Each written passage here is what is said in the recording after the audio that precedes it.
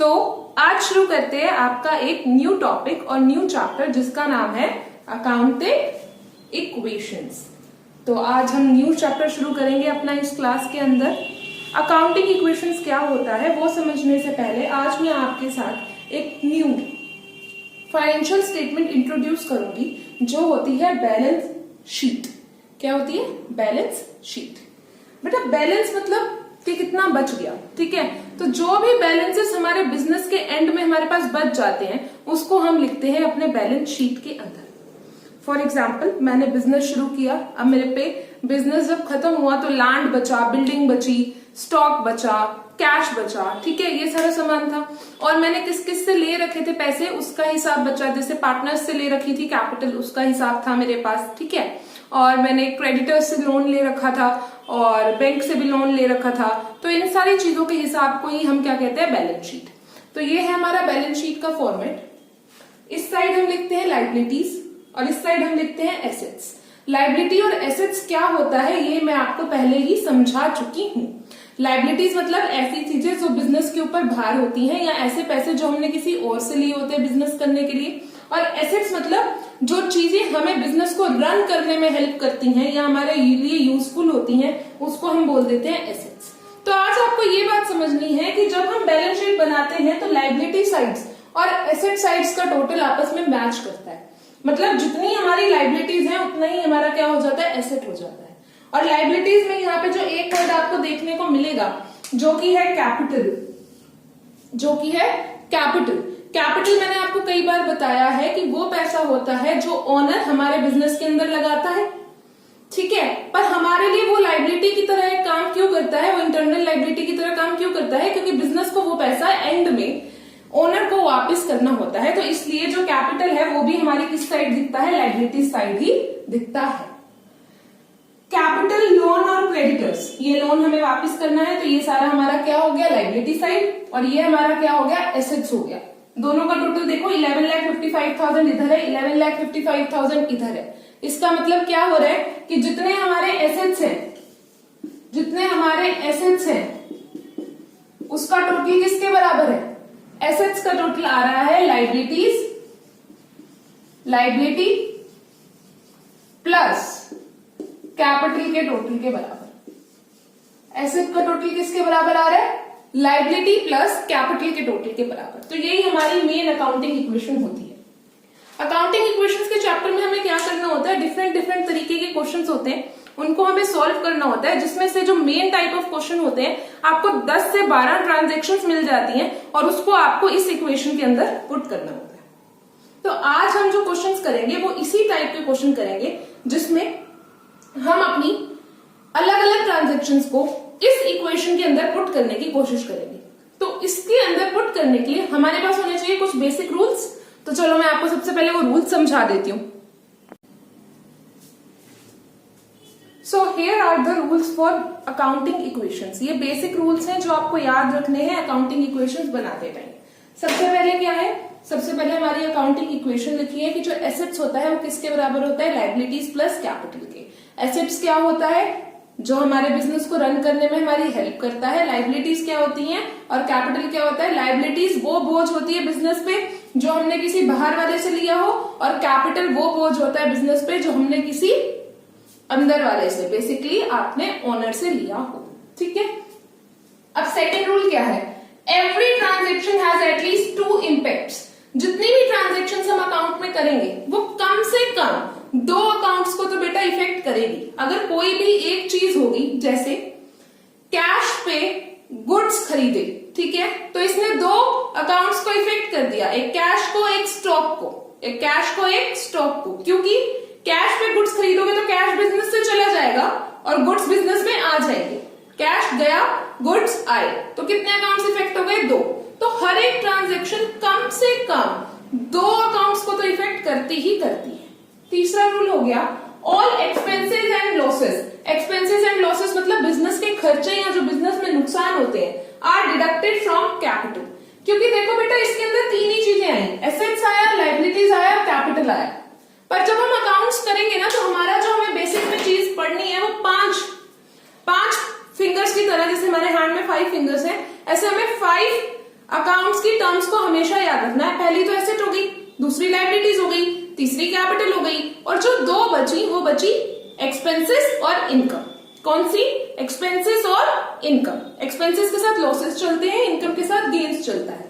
तो इस इक्वेशन में कहीं भी एक्सपेंसेस और इनकम के बारे में बात नहीं है, तो वो आपको यही बता रहा है कि अगर बिजनेस का कोई खर्चा होगा तो उसको किस में से काट लेना, उसको कैपिटल में से ही काट देना, उसको अलग से नहीं दिखाना हमें, हम उसको कैपिटल में से डिडक्ट कर देंगे।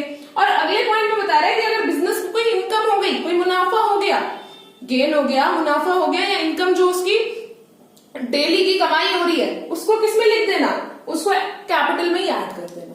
ठीक है। और लास्ट रूल बता रहा है कि करंट ईयर के एक्सपेंसेस और इनकम को ही लेना, प्रीवियस ईयर के एक्सपेंसेस या इनकम या फिर जो आने वाले एक्सपेंसेस या इनकम है उनको कैपिटल में नहीं लेते, उनको हम कैपिटल में नहीं लेते। दोबारा रिवाइज कर लेते हैं। पहला क्या था? पहला था कि जो आपकी अकाउंटिंग इक्वेशन होती है वो क्या होती है? Assets equal to liabilities plus capital. दूसरा रूल क्या हो गया? दूसरा रूल ये हो गया कि हर एक ट्रांजेक्शन के कम से कम दो इफेक्ट तो होंगे। कोई भी एक ट्रांजेक्शन रिकॉर्ड करोगे तो वो दो चीजों को इफेक्ट करेगा ही करेगा, दो अकाउंट्स को इफेक्ट करेगा ही करेगा। तीसरा रूल हो गया कि एक्सपेंसेस और लॉसेस कहां जाएंगे? कैपिटल में से माइनस होंगे, क्योंकि अकाउंटिंग इक्वेशन में कहीं भी एक्सपेंसेस और इनकम मेंशन नहीं है। चौथा रूल क्या हो गया? चौथा रूल हो गया कि सारे, रुकना, चौथा रूल हो गया बेटा कि सारे इनकम्स और गेन क्या होते हैं? एडेड टू कैपिटल होते हैं। जैसे यहाँ पे एक्सपेंसेस माइनस हो रहे हैं तो इनकम और गेन्स कैपिटल में ऐड होंगे। और लास्ट हो गया current year income and expenses are added to capital. जो करंट ईयर के इनकम और एक्सपेंसेस होते हैं वो भी क्या होते हैं? कैपिटल में ही ऐड होते हैं। ठीक है। तो ये हमारे रूल्स थे। आज हम फटाफट अब एक क्वेश्चन करेंगे। अब इसके बाद आपको क्वेश्चन दिखेगा स्क्रीन पे, उसका स्क्रीनशॉट ले लो या फिर जो ट्रांजेक्शन आएंगे उसको रिकॉर्ड कर लो। उन ट्रांजेक्शन्स को देख के हम फटाफट एक अकाउंटिंग इक्वेशन का क्वेश्चन सॉल्व करते हैं। ठीक है, चलो लेट्स स्टार्ट।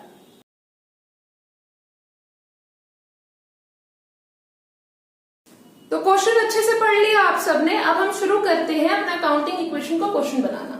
आप सबसे पहले अपनी कॉपी को लैंडस्केप मोड में कर लें, क्योंकि ये जो क्वेश्चन होते हैं अकाउंटिंग इक्वेशंस के, इसको हमेशा हमें लैंडस्केप में बनाना होता है। ये पोर्ट्रेट मोड में नहीं बनेगा, आपका क्वेश्चन बहुत ज्यादा अनटाइडी हो जाएगा। ठीक है, लैंडस्केप पे कॉपी किया। सबसे पहले ऊपर हेडिंग दी अकाउंटिंग इक्वेशंस, एक लाइन खींची कॉपी के अंदर, फिर दूसरी लाइन खींची और सबसे पहले देखो फर्स्ट कॉलम आएगा सीरियल नंबर का, दूसरा कॉलम आएगा ट्रांजेक्शन्स का, थर्ड कॉलम में हमने लिखा assets equal to liabilities plus capital, जो हमारी इक्वेशन होती है। एक लाइन और डाल दी, इसी के नीचे एक लाइन एज इट इज और एक लाइन और खींच देंगे। डन। अब अपना क्वेश्चन करना शुरू करेंगे। ठीक है, याद रखना है कि हर एक ट्रांजेक्शन के दो इफेक्ट या दो से ज्यादा इफेक्ट होंगे। हर एक ट्रांजेक्शन के दो या दो से ज्यादा इफेक्ट होंगे। बस आपको ये दिमाग लगाना है कि कब कौन सी चीज आ रही है और कब कौन सी चीज जा रही है। जब कोई चीज आएगी तो उसको हम ऐड करेंगे और जब जाएगी तो उसको माइनस करेंगे।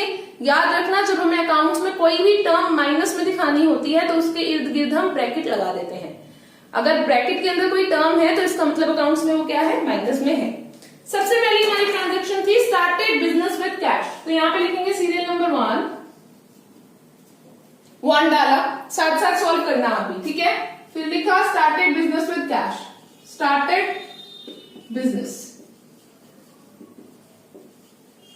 With cash. मैं छोटा छोटा लिख रही हूं ताकि मेरा क्वेश्चन बोर्ड पे पूरा हो जाए। ठीक है, अब स्टार्टेड बिजनेस विद कैश है तो कैश हमारा क्या होता है? कैश हमारा बेटा होता है एसेट, तो एसेट के कॉलम के अंदर लिख दो कैश। कैश कितने से? 1,20,000 से। 1,20,000 से आपने अपना बिजनेस शुरू किया। जब आपने 1,20,000 से अपना बिजनेस शुरू किया तो ये 1,20,000 रुपए आपको किसने दिए?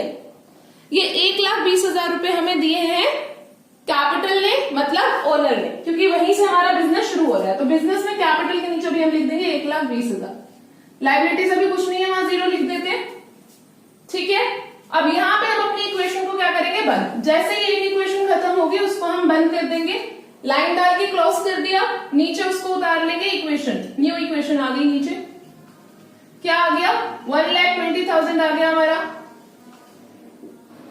1,20,000 आ गया कैश के अंदर। कैश एक एसेट होता है बिजनेस का और अभी बिजनेस स्टार्ट ही हो रहा है तो ये पैसा किसने दिया है? कैसा दिया है, कैपिटल ने मतलब ओनर ने। हमेशा ये इक्वेशन इक्वल टू के बराबर में चलेगी, जितना एसेट्स होगा उतना ही लायबिलिटीज प्लस कैपिटल का टोटल बनेगा। सेकंड क्या है, सेकंड लिखो आप, परचेज टाइपराइटर। बेटा हमेशा ये बात याद रखना, जब भी आप गुड्स खरीदोगे, मतलब गुड्स मतलब जिस चीज के अंदर बिजनेस आपका है, आप जिसको डेली खरीदते और बेचते हो सामान को, फॉर एग्जाम्पल मेरा बिजनेस है पेन बना के बेचने का, तो वो मेरे गुड्स होंगे। पर अगर कोई भी मैं उन गुड्स के अलावा सामान खरीदूंगी, जैसे पंखा खरीद लिया, मशीनरी खरीद ली, लैंड खरीद लिया, यहाँ पे इसमें टाइपराइटर खरीद लिया, तो वो हमेशा मेरा एसेट कहलाएगा और वो अपने ही नाम से आएगा। और अगर मैं गुड्स खरीदूंगी, मतलब सामान खरीदूंगी पेन बनाने के लिए या पेन से रिलेटेड जो पेन के ऊपर इंक लगेगी वो सब, तो वो मेरा आएगा स्टॉक के अंदर। तो अभी मैंने टाइपराइटर खरीदा है, वो मेरा स्टॉक नहीं है, वो मेरा एसेट है, तो वो अपने ही नाम के साथ यहाँ पे कैश प्लस टाइपराइटर की एक मैं एंट्री करूंगी। क्यों? क्योंकि वो एक न्यू एसेट है। ये बात हमेशा याद रखना कि टाइपराइटर गुड्स नहीं था। अगर कोई गुड्स होगा तो वो स्टॉक में जाएगा और कोई एसेट होगा तो वो हमेशा अपने नाम से एंट्री बनाएगा, जैसे यहाँ पे टाइपराइटर ने बनाई। परचेज टाइपराइटर वर्थ ₹8,000, कैश में से गया होगा, सोचना है, दोनों इफेक्ट सोचने हैं। अगर 8,000 रुपए का आपने टाइपराइटर खरीदा तो 8,000 रुपए किसी को दिए भी तो होंगे, तो हम 8,000 रुपए क्या करेंगे, कैश में से माइनस, कैश में से 8,000 माइनस किया, प्लस में किया, टाइपराइटर आ गया हमारे पास नया 8,000 का। नया टाइपराइटर कितने का आ गया, 8,000 रुपए का। लाइबिलिटीज पे भी कोई फर्क नहीं पड़ा, 0, कैपिटल में भी कोई फर्क नहीं पड़ा, 0। अब इस इक्वेशन को नीचे उतार लो ताकि आपकी न्यू इक्वेशन बन जाए। समझ आ रहा है ना सबको? ये हमारी आई न्यू इक्वेशन। 1,20,000 में से 8,000 माइनस कर देंगे, कितना बचेगा, 1,12,000 हमारे पास अब बचा है कैश, क्योंकि और 8,000 का हमारे पास क्या आ गया, टाइपराइटर, क्योंकि हमने 8,000 का टाइपराइटर खरीद लिया। देखो अभी भी इक्वेशन हमारी अगर हम टोटल करें, 0 लाइबिलिटीज प्लस 1,20,000 की क्या हो गई, कैपिटल, बराबर चल रहा है। 1,20,000 का कैपिटल चल रहा है, 1,12,000 प्लस 8,000 के एसेट्स चल रहे हैं। नेक्स्ट इक्वेशन क्या है, नेक्स्ट ट्रांजेक्शन क्या है, परचेज गुड्स। अब देखो गुड्स, गुड्स वर्ड आ गया तो मतलब नया हमारा एसेट बनेगा, जो किस नाम से बनेगा, स्टॉक नाम से। तो ऊपर वाले कॉलम में एक नई चीज और जुड़ गई, स्टॉक। ठीक है, गुड्स खरीदे हैं, 50,000 के खरीदे हैं, कैश में खरीदे हैं, तो बेटा गुड्स खरीदोगे तो गुड्स आ गए और कैश चला गया। कैश चला गया तो सबसे पहले यहां पे ट्रांजेक्शन लिखेंगे, third, purchase goods for cash, purchase goods for cash,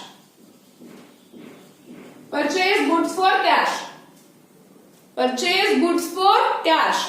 stock में गुड्स आ गए, कितने की वर्थ है, 50,000 वर्थ है, तो 50,000 सबसे पहले स्टॉक में ऐड कर दिया, 50,000 स्टॉक में ऐड कर दिया, और 50,000 किस में से माइनस कर देंगे, कैश में से माइनस कर देंगे। टाइपराइटर बेचा क्या, नहीं बेचा, तो टाइपराइटर में 0। कोई लाइबिलिटी बनी क्या, नहीं बनी, तो 0। कोई कैपिटल कम हुई क्या, नहीं हुई। कैपिटल किस किस से कम होगी, एक्सपेंसेस से कम होगी और इनकम से कैपिटल बढ़ जाएगी, याद रखना ये बात। तो परचेज गुड्स पर कैश का कैपिटल पे कोई असर नहीं पड़ा, इसका कैश पे पड़ा और स्टॉक पे पड़ा। 1,12,000 में से 50,000 माइनस कर दो, कितना बचेगा, 1,12,000 में से 50,000 गए तो कॉमा लगा के लिखा करो बेटे टर्म्स ना, नंबर्स, ताकि इजी रहे। यहां गया 2 और 11 में से 5 गए तो बचे 6,000, तो कितने पैसे बच गए, 62,000 बच गए, प्लस 8,000 का टाइपराइटर बच गया, प्लस 50,000 का स्टॉक आ गया, लाइबिलिटी अभी कोई बनी नहीं है और कैपिटल बन गई 1,20,000 की। इतना क्वेश्चन समझ आ रहा है? अब अगली ट्रांजैक्शन पढ़ेंगे, परचेज गुड्स ही कर रहा है पर क्रेडिट पे कर रहा है। क्रेडिट मतलब उधार, और जब भी हम उधार पे गुड्स खरीदते हैं तो हमारे बन जाते हैं क्रेडिटर, जो हमारी होती है लाइबिलिटी। लिखोगे परचेज गुड्स ऑन क्रेडिट, लिखेंगे purchase goods on credit. Credit मतलब उधार, क्रेडिट मतलब उधार, ठीक है। क्रेडिट पे खरीदे कितने के, 40,000 रुपए के। अब कैश में कोई फर्क नहीं पड़ेगा, जब उधार ही खरीदा है सामान तो कैश तो गए ही नहीं, हमने पैसे पे ही नहीं करे अभी तक। टाइपराइटर पे भी कोई फर्क नहीं पड़ेगा, तो प्लस 0, गुड्स बढ़ जाएंगे, स्टॉक बढ़ जाएगा, कितने से बढ़ेगा, 40,000 से। 40,000 से स्टॉक बढ़ जाएगा और 40,000 से ही लाइबिलिटीज बढ़ जाएगी क्रेडिटर्स के नाम से, क्योंकि जैसे ही क्रेडिट पे परचेज किया तो क्या बन गए, क्रेडिटर्स बन गए। कितने के, 40,000 के। प्लस कैपिटल पे फिर से कोई इफेक्ट नहीं पड़ा, तो इसको नोट डाउन कर लो नीचे, इसको नोट डाउन कर लेते नीचे। यहां पे आ गया 62,000 का कैश, 8,000 का टाइपराइटर, 90,000 के गुड्स या फिर स्टॉक्स, 40,000 की लाइबिलिटी यानी क्रेडिटर और 1,20,000 की कैपिटल, 1,20,000 की कैपिटल। अगली ट्रांजेक्शन पढ़ेंगे। Goods costing ₹60,000 sold for ₹80,000 on credit. देखो सबसे पहले याद रखना है कि गुड्स क्या कर रहे हैं, सेल कर रहे हैं। अभी परचेज किया दोनों ट्रांजेक्शन में, अब क्या करेंगे, अब सेल करेंगे, अब बेचेंगे। ठीक है, पहली बात ये होगी, सेल करेंगे तो गुड्स कम हो जाएंगे। दूसरी बात ये हुई कि क्रेडिट पे बेच रहा है, उधार बेच रहा है सामान, तो मतलब आपके पास कैश नहीं आएगा ये गुड्स बेचने पे, आपके पास कोई पैसा नहीं आएगा, कैश में कुछ नहीं जाएगा। 80,000 के गुड्स उसने बेचे जिसकी असली वर्थ थी 60,000। तो इसका मतलब समझना कि मान लो मेरे पास सामान पड़ा है, मैं पेन बनाती हूँ, ध्यान से समझना इसका मतलब, मैं पेन्स बनाती हूँ, मेरे ये 4 पेन है जो मैं बेचने जाऊंगी। इन 4 पेन्स को जब मैं बेचूंगी तो ये पेन मेरे को असल में पड़े हैं 20 रुपए के, पर मैंने इनको बेचा 40 रुपए का। तो जो इसमें 20 रुपए आया वो मेरा क्या हो गया बेटा, गेन हो गया या प्रॉफिट हो गया ना। तो जो प्रॉफिट होगा उसको हमेशा हमें किसमें लिखना है, कैपिटल में। ये मैंने आपको पहले ही बताया था। ठीक है, असल में कितने पैसे कम करोगे स्टॉक में से, जितने के स्टॉक था ना, स्टॉक तो 20 रुपए का ही था मेरे पास, तो 20 रुपए मतलब स्टॉक में से हम कितने पैसे कम करेंगे, जितने की हमारे गुड्स की कॉस्ट थी, मतलब 60,000। ठीक है, करके देखते हैं आप। 60,000 गुड्स की कॉस्ट थी, 60,000 स्टॉक में से माइनस करना है तो ब्रैकेट बन गई, माइनस करना है तो ब्रैकेट बन गई। 60,000 का गुड्स गया। अच्छा जी, फिर क्या हुआ, डेटर्स बने हैं इससे हमारे। जब हम सेल करते हैं क्रेडिट पे तो हमारा एक नया एसेट बनता है जिसको हम बोलते हैं डेटर्स। मतलब 80,000 रुपए के, 80,000 रुपए के डेटर्स बन गए, मतलब हमें 80,000 रुपए अब उनसे लेने हैं। ठीक है, अब देखो इस ट्रांजेक्शन में 20,000 का फर्क दिख रहा है ना, तो वो 20,000 कैसे पूरा होगा, 20,000 जो हमारा इनकम हुई है वो हम क्या कर देंगे, वो हम अपनी यहां पे ऐड कर देंगे कैपिटल में, जो हमारा गेन हुआ है 20,000 का, और यहां पे लिख देंगे 5th नंबर पे गुड्स सोल्ड ऑन क्रेडिट। अब गुड्स हमने बेचे हैं, गुड्स सोल्ड ऑन क्रेडिट। ध्यान से समझ लेना एक बार, 60,000 के गुड्स थे, 80,000 के बेच दिए क्रेडिट पे, उधारी, और अगर यही कैश पे बेचे होते तो 80,000 यहां आ जाता, यहां ऐड हो जाता, कैश बढ़ जाता। पर क्रेडिट पे बेचे हैं तो डेटर्स बनेंगे। क्रेडिट पे कुछ खरीदते हो तो क्रेडिटर्स बनता है, क्रेडिट पे बेचते हैं तो डेटर्स बनता है, क्रेडिट पे खरीदते हैं तो क्रेडिटर्स बनते हैं, परचेजेस करते हैं क्रेडिट पे तो क्रेडिटर्स बनते हैं। ठीक है, समझ आ गई होगी इतनी बार। अब बेटा 80,000 रुपए के हमने बेचे थे, डेटर्स बन गए, तो जो 20,000 का हमारा गेन हुआ या प्रॉफिट हुआ वो हमने कहा लिख दिया, कैपिटल में ऐड कर दिया। अब इस ट्रांजेक्शन के इफेक्ट को भी हम कर लेते हैं, न्यू इक्वेशन बना लेते हैं। यहां से 62,000 का ही हमारे पास कैश बचा है, प्लस 8,000 का टाइपराइटर बचा है, प्लस 30,000 के गुड्स बचे,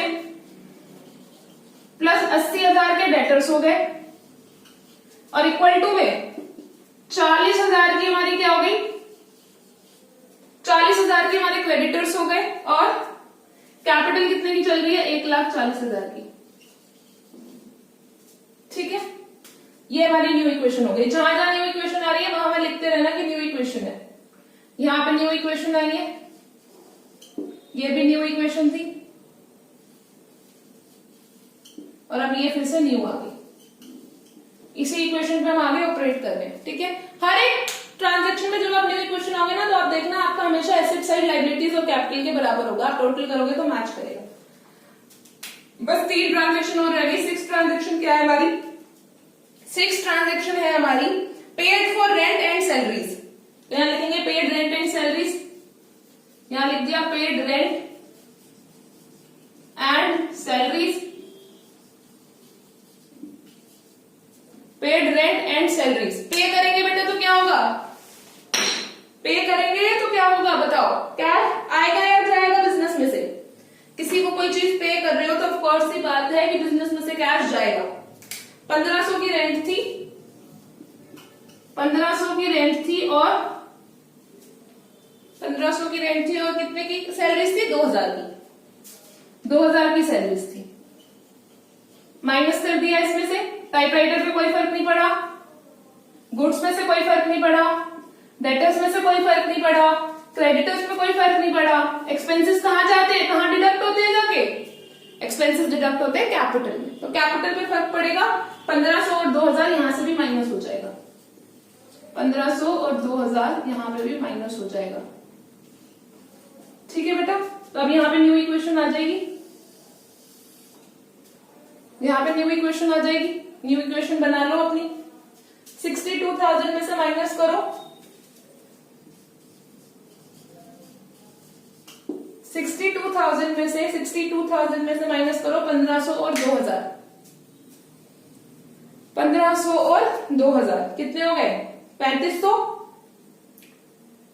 तो यहां पे आंसर आ जाएगा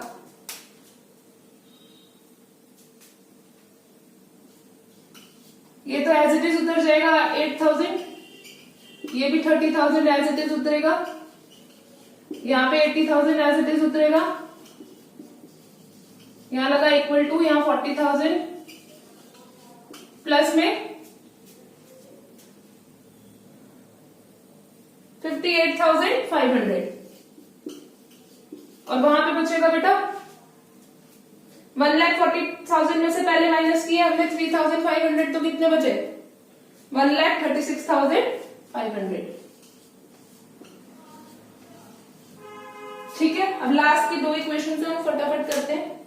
रिसीव्ड ₹800 फॉर कमीशन, पहला है रिसीव्ड कमीशन, 7th लिखेंगे रिसीव्ड कमीशन।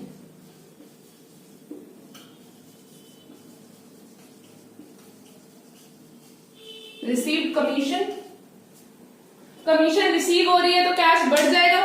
देखो यहाँ पे आपने एक्सपेंसेस पे किए थे तो कैश कम हो गया था, अब आपको कमीशन रिसीव हो रही है तो कैश बढ़ जाएगा। ठीक है,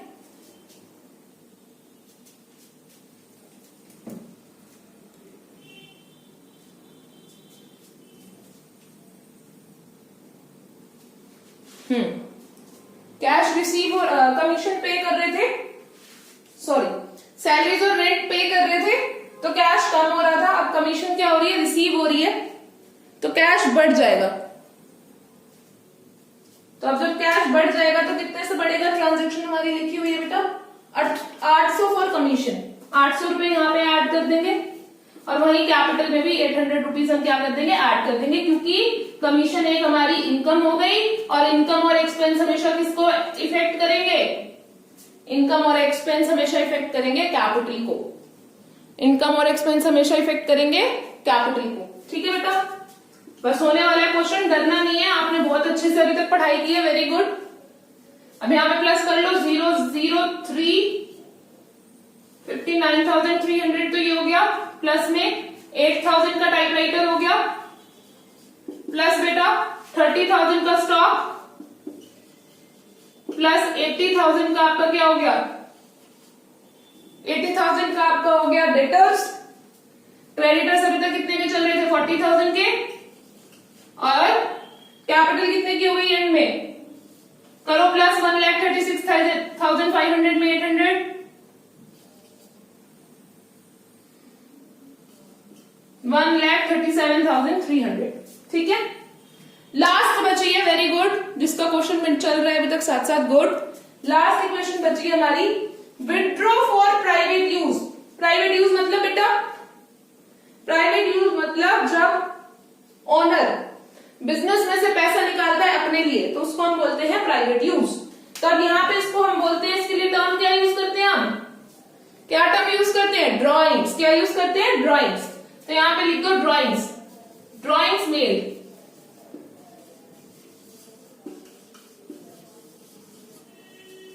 कितने की है ड्रॉइंग्स?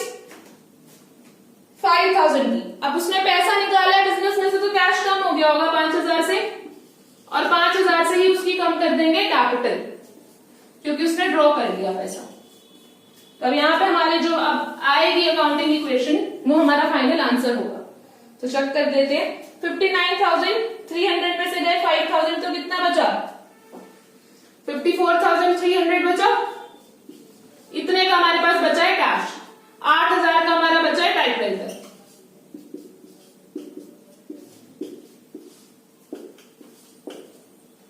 ठीक है, 30,000 के हमारे पास बचे गुड्स।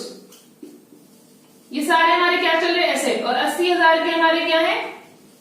डेटर्स। 40,000 के बचे हमारे पास क्या? 40,000 का हमारे पास बचे हैं क्रेडिटर्स। और 1,37,300 में से 5,000 जाएंगे तो कितने बचेंगे? 1,32,300। तो ये हमारी अकाउंटिंग इक्वेशन का आंसर आ गया। ठीक है, आई होप सो आपको समझ आया होगा। एक बार दोबारा देख लो। ये एसेट साइड हो गई, ये लाइबिलिटीज हो गया, ये कैपिटल हो गया। जैसे जैसे एसेट्स आते जाते हैं वैसे वैसे उन्हें ऐड करते जाते हैं कॉलम बना के। 2 इफेक्ट या 2 से ज्यादा इफेक्ट होंगे किसी भी ट्रांजेक्शन के। ठीक है बेटा, जब 2 इफेक्ट होंगे इसका मतलब डबल एंट्री सिस्टम चल रहा है, वो 2 चीजों को अफेक्ट करता चलेगा। एक्सपेंसेस और इनकम्स दोनों किस में से जाएंगी? कैपिटल में से जाएंगे। एक्सपेंसेस माइनस हो जाएंगे, इनकम्स प्लस हो जाएंगे। ठीक है बेटा, तो ये हमारा अकाउंटिंग इक्वेशन का पहला क्वेश्चन था। ऐसे क्वेश्चन को ट्राई करके देखना और अगली क्लास में हम एक क्वेश्चन और फिर से साथ में सॉल्व करेंगे। तब तक पढ़ते रहो, ध्यान रखो और खूब खुश रहो। Bye everyone.